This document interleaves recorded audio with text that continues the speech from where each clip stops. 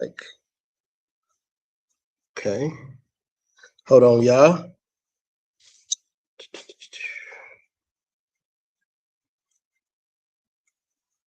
Okay. Testing.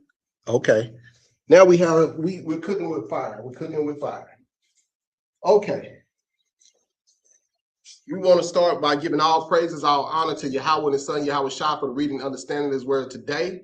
This is the Shema with Yo Bro Shi'yah. We always want to exhort those who are keeping the commandments and trying to do walk righteously. We're here to help our people to keep the commandments and learn the scriptures that are in this Bible. Today in Bible therapy, we got a wonderful class for you. How you doing, King? I'm doing all right, King. How you doing today? This is my brother, Joe Nathan. His name is Jonathan. I calls it Joe Nathan. That's my brother. I'm doing good, brother. I'm doing real good.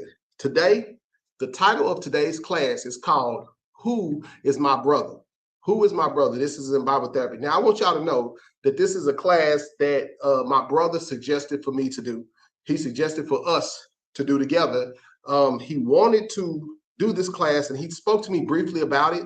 I always encourage my brother to try to do classes that stand out to him, that speak to him, and come up with stuff like this, titles that speak to him.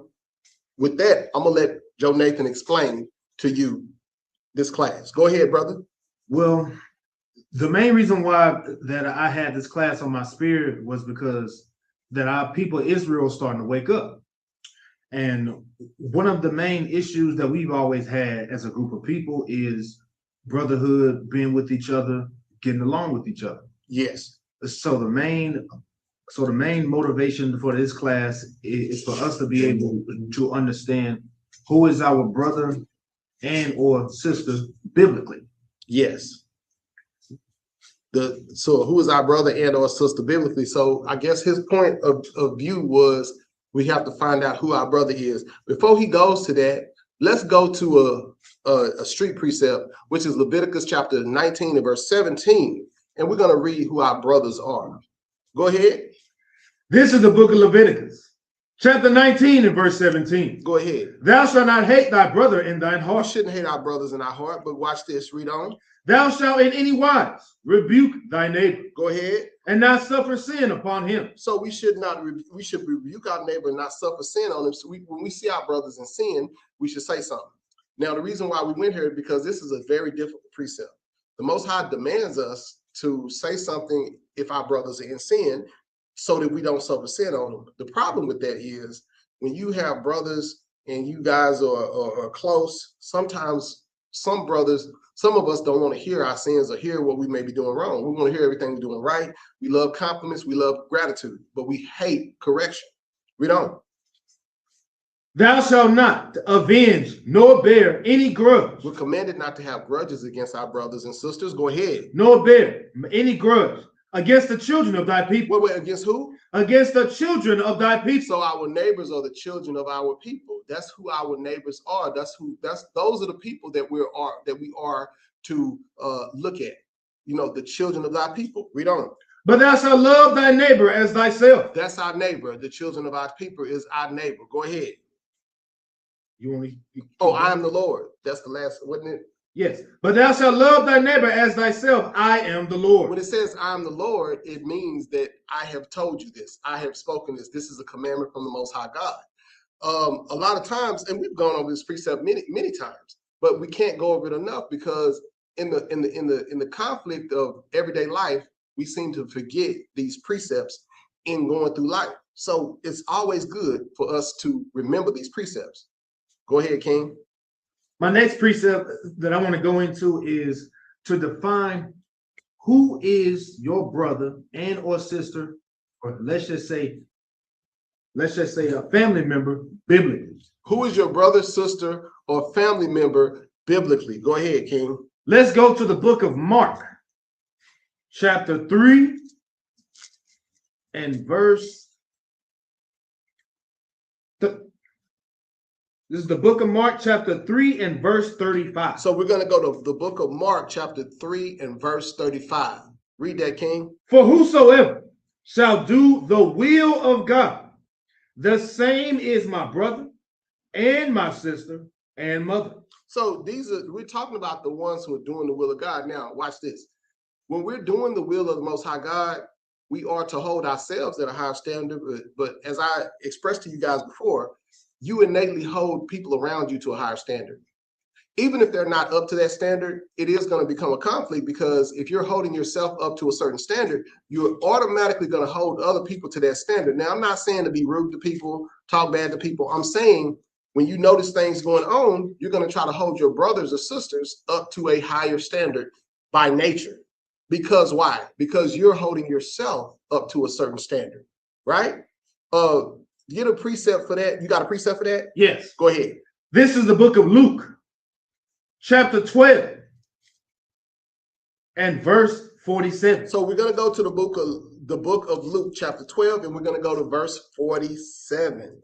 12 and 47. That's the book of Luke, chapter 12 and verse 47, to get a precept to what we're talking about. I don't want to go too fast, because I know that our people are not as versed as we are in the scripture. So we'll give a couple of seconds for our brothers and sisters to get there. The book of Luke, chapter 12 and verse 47.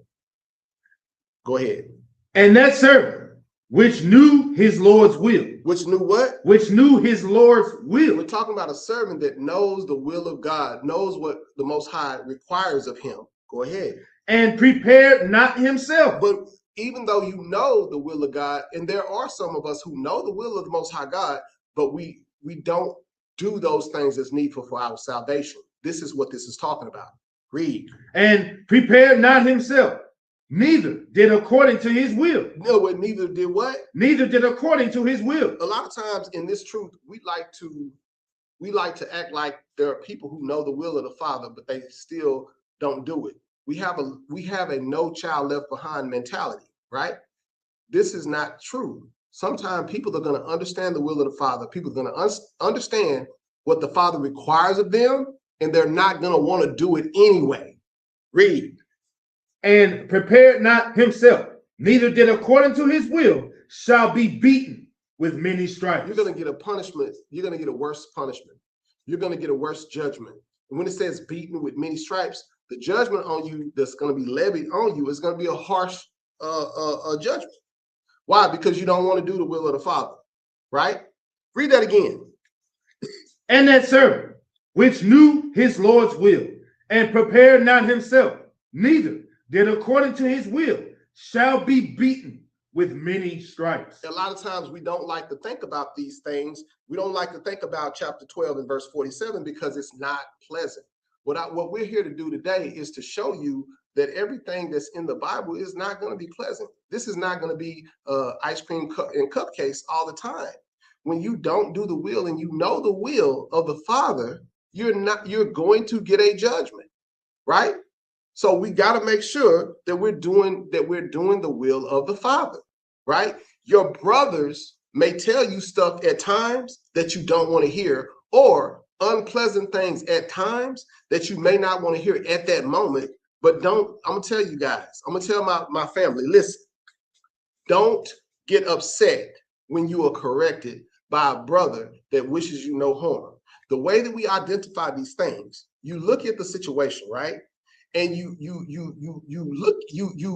calculate the situation, you analyze the situation. Is this person being mean to me because he or she is just being mean to me? Or are they looking out for my best interests, even though I don't want to hear it? These are the things we have to do if we're going to form and become a nation. If we're going to come together and become a nation, we have to be able to take constructive criticism, y'all. We have to. Go ahead, King. My next precept, explains exactly that from a biblical sense, like in the sense of if you ever have a fault with a brother, right, this is how we're supposed to deal with it. Let's go to the book of Matthew, chapter 18 and verse 15. So we're going to Matthew 18 and 15. This is to work out your problems with your brother. Matthew 18 and 15. Read that. Moreover, if thy brother shall trespass against thee, if your brother shall offend you, go ahead. Go and tell him his fault between thee and him alone. So you go to your brother between him and you by yourself, and you tell him your fault. Go ahead. If he shall hear thee, thou hast gained thy brother. But if he will not hear thee, then take with thee one or two more, that is in the mouth of 2 or 3 witnesses. Every word may be established. So it's telling you that when you have issues with your brother, if y'all disagree on something, bring it in front of multiple people. So, and it's not that you're busting him out. It's not that you're busting her out. What you're doing is you're trying to establish a matter. You and that person may disagree. This is how you build back a nation, y'all. Now, the facets of this may not be pleasant to everybody, but this is how you build a nation. There are going to be disagreements. There are going to be people in our nation that are going to disagree. I want y'all to remember something. We're all coming out of being destroyed. We're all coming out of being destroyed.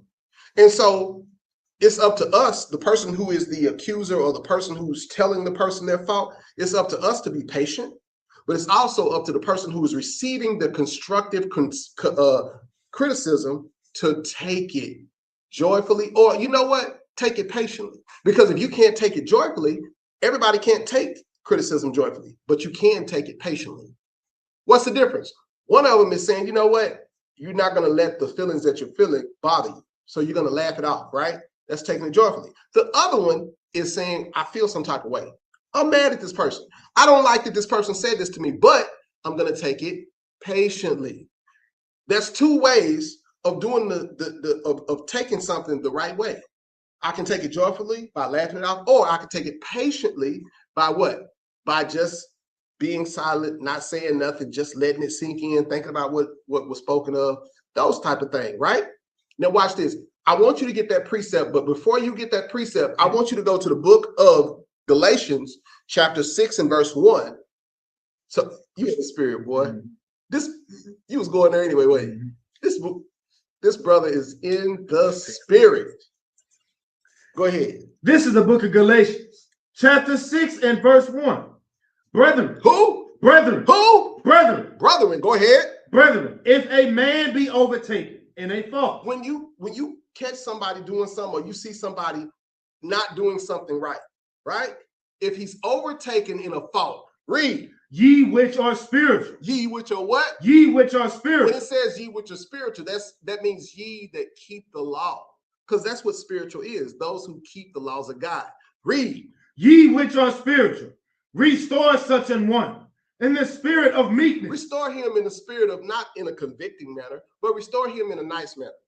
Restore him by talking to him like, hey man, you know you my brother, man. I ain't trying to offend you, brother, but so and so and so and so and so. Restore him in the spirit of meekness. Go ahead. Restore such an one in the spirit of meekness, considering thyself. Because you need to look at yourself, because you were once in his position. You could be just as faulty as him in other situations. He doesn't understand this situation, but on down the road, it may be a situation that you may be thick on or not understanding, and you may need to be restored with the spirit of meekness. Because nobody's perfect. Nobody's saying that they're perfect. We're just saying that when we mess up, we show patience to our brothers that mess up. And when the person who messed up, you need to show patience to the person that's correcting you. Right? Go ahead.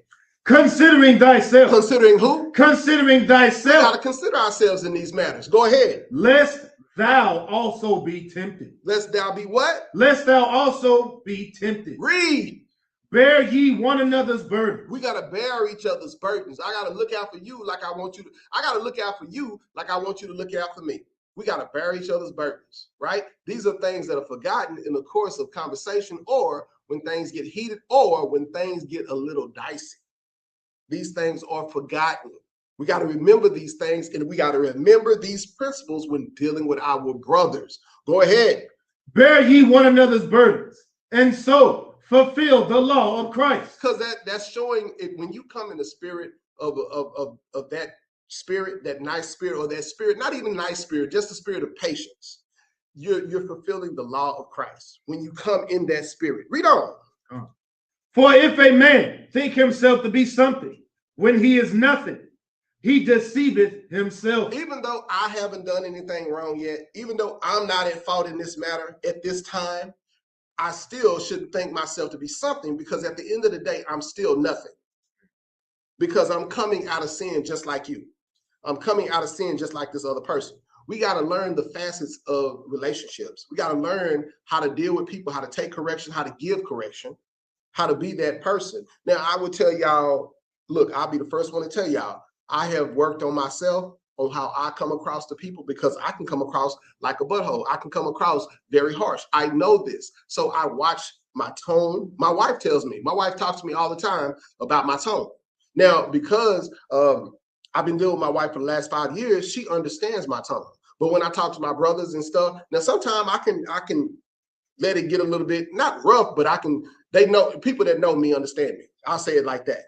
But I do understand that I have a tone. So I'm trying to watch myself, watch how I say, watch how I come across. This is an example of showing brotherly love. Because I know me personally. Now, other brothers may not have that issue. It might be something else that they're dealing with. But this is something that I'm sharing with you guys that I have an issue with, that I'm trying to make sure I fix, because I know that I can come across a certain way. Some of you brothers out there, when y'all talk to y'all brothers and sisters, y'all might come off the same kind of way.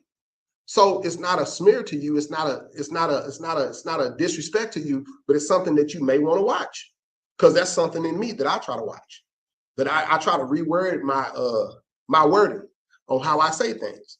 You know what I'm saying? The point of this is, who is my brother? Those people that are trying to do these things. I'm trying to change certain things about myself so I can be a better brother to my people. That's it. Go ahead, King. Add something to that. My next precept is exactly that, to add something to that. Let's go to the book of James. Let's go to the book of James, man. And that's a wonderful, wonderful book to go to, because James actually teaches us how to be, how to receive stuff, how to take stuff. You know what I'm saying? So James is actually a great help in these matters. Go ahead. This is the book of James, chapter 5 and verse 16. So we go into the book of James, chapter 5 and verse 16. I want y'all to remember this, the book of James, chapter 5 and verse 16. Get there. Give them a second to get there. The book of James, chapter 5 and verse 16. And I say that because we quick on the script, but everybody ain't quick like us on the script. Okay. The book of James, go ahead, read book, chapter, verse one more time. This is the book of James, chapter 5 and verse 16. Confess your faults. No, what are we supposed to do with our faults? Confess your faults. We're supposed to confess when we are at fault. That's why I just confess things that I'm coming short on. I know I could be a butthole sometimes. I know I don't even think I'm a butthole. I just think that my disposition of how I come across sometimes may be a bit harsh. So I try to work on that. I try to look at that, right? Go ahead. Confess your faults one to another. One to who? One to another. Because if I confess it, maybe people could be more patient with me. If I'm confessing, say, man, look, I know I can come across kind of harsh for certain people. Maybe the people receiving the correction can be patient with me, because I'm admitting that I'm not the best at certain communications. Maybe you could be patient with me, right? But that doesn't mean that I don't see something in you that you need to correct, right? Go ahead. Confess your faults one to another and pray one for another. Pray what? Pray one for another. When we're dealing with people, I think the number one thing we forget to do, when we're dealing with somebody that we're correcting or trying to correct or that's corrected us, I think we forget to pray for our brothers and sisters. I think that's something that goes lacking. I think we're trying to get the matter out, and we're trying to tell the person what they did wrong. But in the same time, in the same breath, we're not trying to pray for that person that's going through whatever they're going through. And I'm going to challenge y'all. I'm going to challenge my nation. Y'all need to start praying more for the people that you're correcting and that are going through things, right? And I'm not saying that you shouldn't correct them, because you absolutely should. But let's try to pray one for another, because this is scripture. Read that again. Confess your faults one to another. Read. And pray one for another. We're supposed to pray for one another. Go ahead. That ye may be healed. That ye may be what? That ye may be healed. When it says ye may be healed, it's talking about you healed from whatever situation that's ailing you, whatever fault that you're caught up in, the thing that you're falling in, that you're coming short in, that you may be healed in that matter. That's what this is talking about. Read on. And pray one for another, that ye may be healed. The effectual, fervent prayer of a righteous man availeth much. He said the effectual, fervent prayer of a righteous man availeth much. What does that mean? The honest, sincere, right? The honest, sincere, straight prayer of a righteous person bringeth much out of it. Because the Most High heareth those that are righteous. He hears us. So that's why it says the affectionate, fervent prayer of a righteous man availeth much. So if we're trying to really help each other, we will pray for one another. If we're really looking to look out for our brothers and sisters, we look. I'm in a situation right now where I'm praying for my brothers and sisters. You know, I'm praying because yes, I have conversations with my brothers. I try to help my brothers and sisters. I counsel with my brothers and sisters. But my thing is, I need to pray for them too.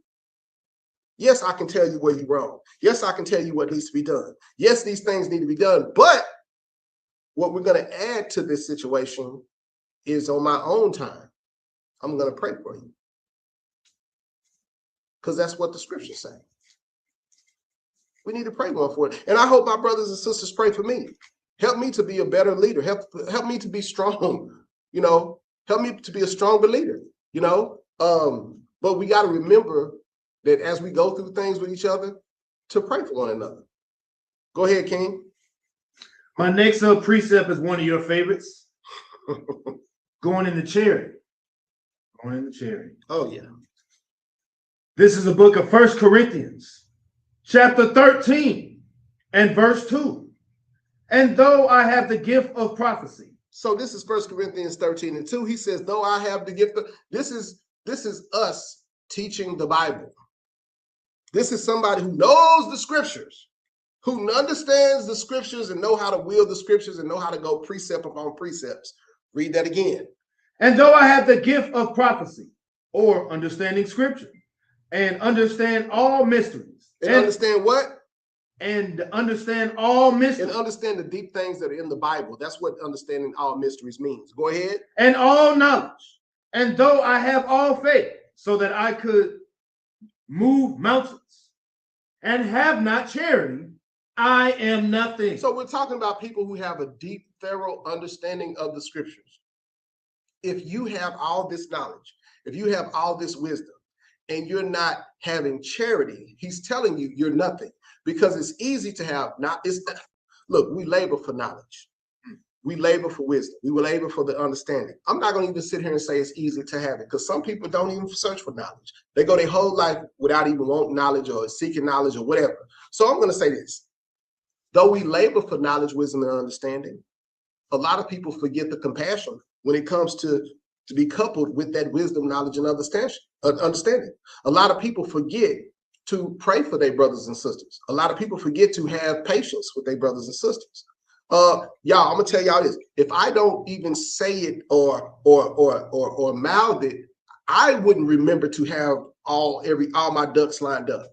So if I know I have to constantly remind myself, I know that my brothers and sisters that are high up in this truth, knowing precepts, they have to also remember to remind themselves, right? That's why we're doing this class. Go ahead. My next precept is to explain the value of a brother who has charity. I love that. The value of a brother who has charity. Let's see the benefits of those that have charity in their hearts. Go ahead. This is the book of Sirach, chapter 6 and verse 14. So we're going to Sirach, chapter 6 and verse 14. The book of Sirach, we'll give you time, chapter 6 and verse 14. The book of Sirach, Ecclesiasticus, chapter 6 and verse 14. Give him a second to get there. Because he's going to explain the value of how important it is for us to have that charity. Because he's right. Brother Joe Nathan, you're very, very correct on that. there is a value with having charity because it's something that we have to have, we have to develop, we got to make sure that we hold it, we got to make sure that we practice it. There's one thing to say that I have charity. There's another thing completely different to practice it. It's another thing to practice it. It's one thing to say I have it. There's another completely different thing to practice it. Go ahead. This is the book of Sirach, chapter 6 and verse 14. A faithful friend is a strong defense. A faithful friend is a what? A faithful friend is a strong defense. Some of you guys that are corrected and just hate correction, y'all got to realize that sometimes when you correct it and you don't like it, you're really being defended. You're spared. You know what I'm saying? A faithful friend is a strong defense. Why? Because they're looking out for your best interest. That's why a faithful friend is a strong defense. They're trying to help you. They're not trying to hurt you. Even though sometimes the words that are coming out of them may seem harsh or may seem unfair, but they're still, at the end of the day, they're trying to help you. Go ahead. A faithful friend is a strong defense, and he that hath found such in one hath found a treasure. Why did he call it a treasure? It's a treasure to have somebody that doesn't have an ulterior motive. They're not looking out for their own best self-interest concerning you. They genuinely want to help you because they are a true friend. Sometimes a true friend is going to tell you things that you don't want to hear. That's going to happen. There is no friendship that I know of that is a genuine friendship that your friends tell you everything you want to hear. That does not exist. So we have to be able to accept correction, accept constructive criticism, accept when somebody tells you something. I have heard things about myself that I didn't like, and it didn't break my friendship with that person. It made me look at myself and maybe they are right. Even if I thought they were wrong, I still examine the issue. I still look at the issue. I've still done that. That's why I believe that the Father has blessed me and put me in the position I'm in, because now my eyes are open to what? Not only to know precepts, not only to judge matters, but to judge myself righteously. And he happened to put people around me that can hold me accountable of my actions. Right? Go ahead, King. Nothing doth countervail. What? Nothing doth countervail. Read. A faithful friend. A what? A faithful or charitable friend. There's nothing better. When he says nothing doth countervail, there's nothing better than an honest friend. There is nothing better than someone who really has your best interest at hand. There's nothing better than that. Go ahead. And his excellency is invaluable. His what? His excellency is invaluable. Watch this. His friendship is invaluable. The way that he corrects you, what he says, how he does, it is worth more than gold. It's invaluable.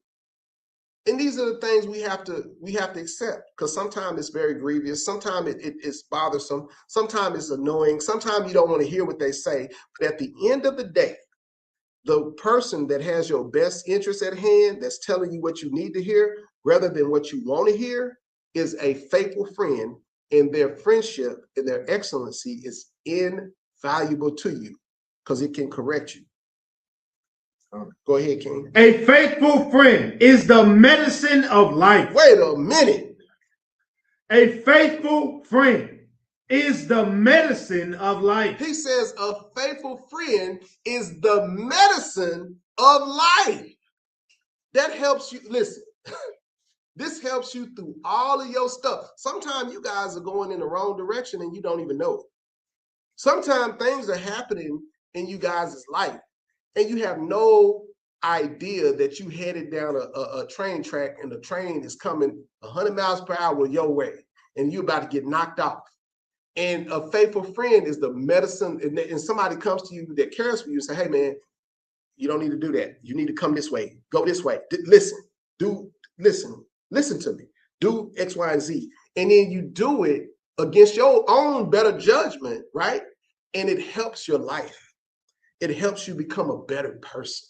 How many times has that happened in people's lives? And people seem to think that these situations don't exist. And only the people who make it or get through hard situations, the first time around, they're the ones who make it out of this stuff. People that are hard-headed, they keep bumping their heads and they find themselves being 50 and 60 years old going through the exact same stuff. So we don't want our brothers and sisters to get to a ripe old age and still be going through the same stuff, because that's what the Most High will do to you. And then you don't even realize you're being punished. You don't listen, you 57 years old and you can't get your bills in order. You're 57 years old and you still getting evicted from your apartments. You still losing jobs and you can't quite get. I know people like this. I know people that's going through this exact thing that I'm telling you about right now. And they're close to 60. And for some reason, life ain't working out, right? What we're trying to do is when you got a friend that's in your corner and you listen to them, that can help you from going to that level or going into that, right? You know, and sometimes it takes pain to get there, right? But my thing is I don't want to go through that and become that old before I learn a lesson. I don't. Some people will do that, though. There are people that I know right now that are in that same boat, and that's not a boat I want to be in. Go ahead, King. Yes, my next precept is going to go with that, talking about the faithful friend, because this is a commandment. We are supposed to love our neighbor as ourselves. That's right. Let's go to the book of Luke. To the book of what? To the book of Luke, chapter 10 and verse 27. So we're going to go to the book of Luke, chapter 10 and verse 27. Go ahead, King. You know what? Let me do a 26 just for context. Just for context, we're going to go to the book of Luke, chapter 10 and verse 26. He said unto him, what is written in the law? How readest thou? See, he said, what is written in the law? And how are you reading it? How do you understand this law? Go ahead. And he answering said, thou shalt love the Lord thy God with all thy heart. Wait. Thou shalt love the Lord thy God with what? Thou shalt love the Lord thy God with all thy heart. What does that mean? Love him to the best of your ability. Love him to the faithfulness of your heart. Do everything you can to please the Most High, be it big or small. Love him with all your heart, with all your mind, because that's what your heart is, your mind. Go ahead. Thou shalt love the Lord thy God with all thy heart and with all thy soul. With all thy soul, with everything in you. Go ahead. And with all thy strength and with all thy mind, and thy neighbor as thyself. He said, and do your neighbor the same way. If you love the Most High God with all your heart, mind, and soul, with all your strength, because that's what he said. You love your neighbor as yourself. What does that mean? I don't want you to leave me out there. If you see me out there and I'm in a bad way, tell me about myself. If you see me messing up, making mistakes, tell me about myself. Because I'm going to tell you, but it's not a situation to where I just tell you and you tell me nothing. I'm going to tell you because I want you to tell me if I'm in that situation.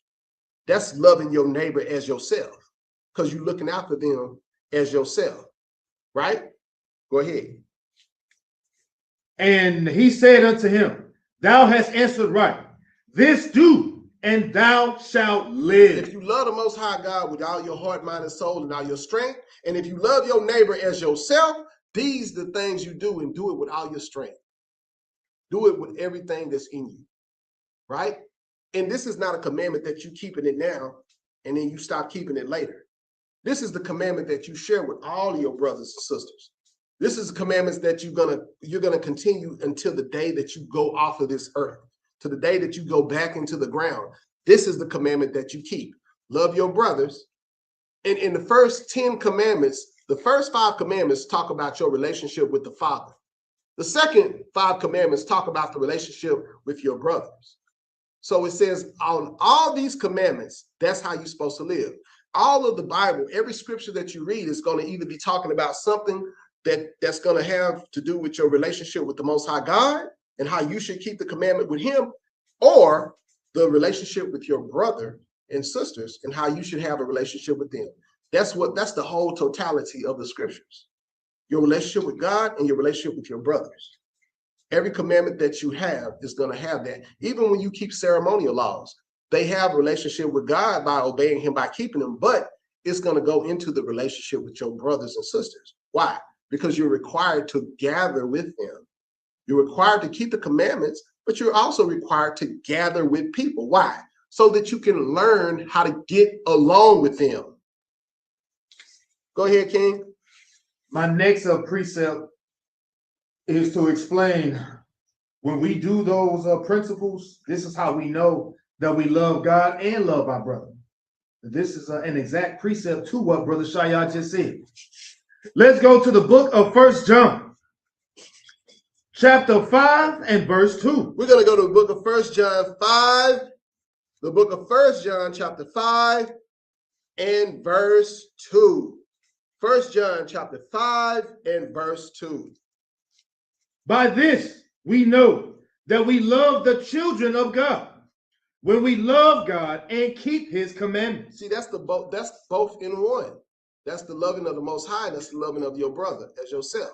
You know you love the Most High, and you know you love his children if you keep God's commandments. Go ahead. For this is the love of God, that we keep his commandments, and his commandments are not grievous. So his commandments are not grievous. So his commandments, what? They're not hard to do once you learn how to do it. Right? Once you understand what you're supposed to be doing, and you see, once you know the play, it's not hard to execute the mission. Once you know the play. But you got to learn to play first. Right? Go ahead, King. Let's go up, well, a couple of precepts to 1 John 4 and 20. Let's go to 1 John chapter 4 and verse 20. This is the opposite to that precept. If a man say, I love God and hateth his brother. If you love the Most High, but you hate your brother. And this goes into rejecting, being mean, being arrogant, being stubborn, being prideful. This goes into that as well, because those are examples of hatred. Go ahead. If a man say, I love God and hateth his brother, he is a liar. He is a what? He is a liar. So you claim to be in the truth, but you hate your brother or hate the correction he gives you. Go ahead. For he that loveth not his brother, whom he hath seen, how can he love God, whom he hath not seen? The examples we give to each other is how we treat, the examples we give the Father is how we treat one another. The examples that we give on how, if we understand how to treat our brothers, that is an example of how we know how to treat the Father and how we know how to be obedient to the Father's will. Is how we know that we love the Father. Our obedience to his laws, statutes, and commandments is the only way we show the Most High that we love him. So you can't hate your brother and say that you love God, because hating your brother is breaking the commandments, right?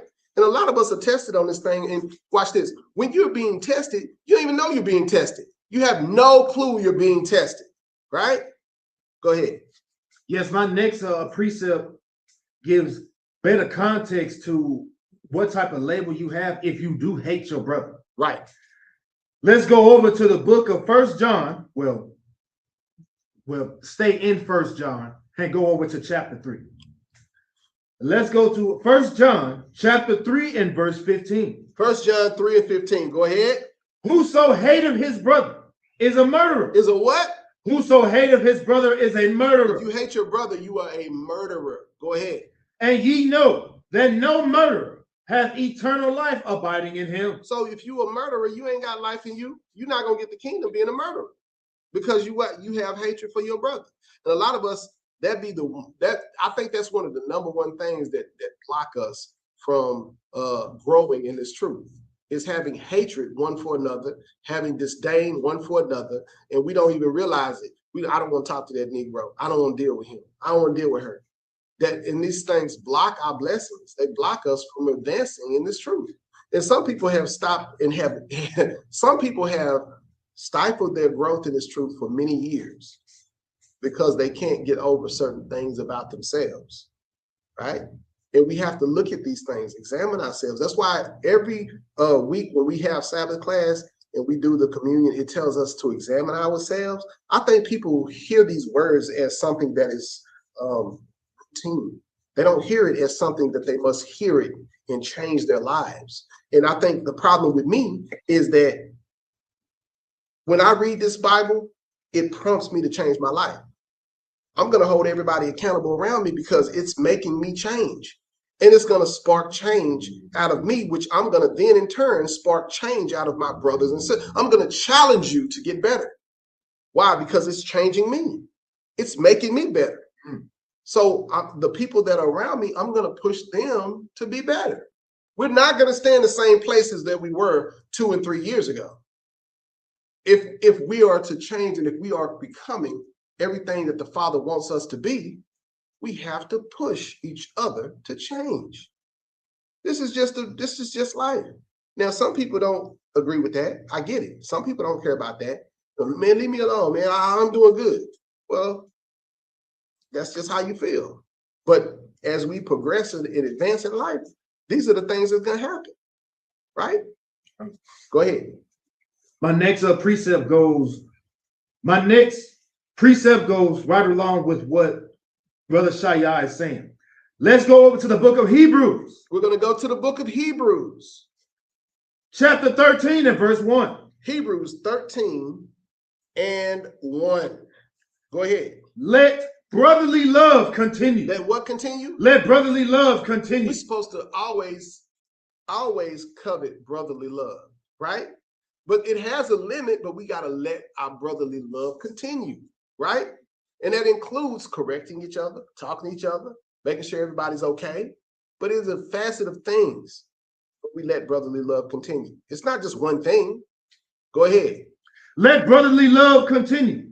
Be not forgetful to entertain strangers, for thereby some have entertained angels unawares. So this is just talk. This now in this precept, it's talking about how to show kindness, how to show affection, how to just be learning how to get along with each other, learning how to be a good entertainer to people who or that you're unaware who they are.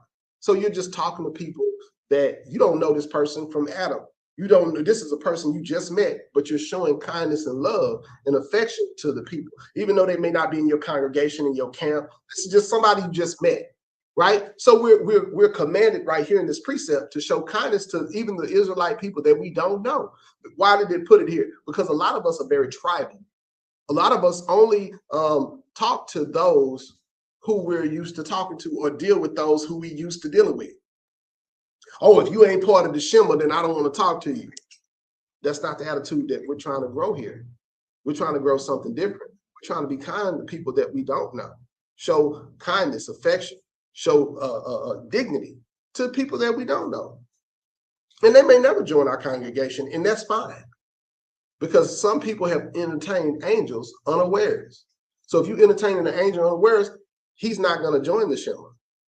He's watching you, right? Go ahead. Going into verse 3, do me a favor and precept this with Galatians 6 and 1, how it says in the first part of the verse, remember them that are in bonds. That goes with the latter part of Galatians 6 and 1, how it says to think of yourself lest ye be tempted. Yes. This is the book of Hebrews, chapter 13 and verse 3. Remember them that are in bonds, as bound with them, and them which suffer adversity, as being yourselves also in the body. As being yourselves in what? As being yourselves also in the body. So we got to remember people that go through hard times. Remember I had a talk with a brother today, and he lost somebody very close to him, right? And sometimes we just need to be able to be an ear. And I told my brother today, he lost somebody very close to him. I said, brother, if you just want to call me and just let me be I'll just be there as a listening ear. It's not always for us to give precepts or tell a person certain things. Sometimes we just need to be there to listen. Sometimes us being there and being a helpful hand to a person is not always us telling somebody something. Sometimes it's there us just listening and just being a hearing ear or listening ear to somebody who needs to talk or vent about something in their life. That's what that goes into. Go ahead. This is my last precept. And this basically sums up the lesson.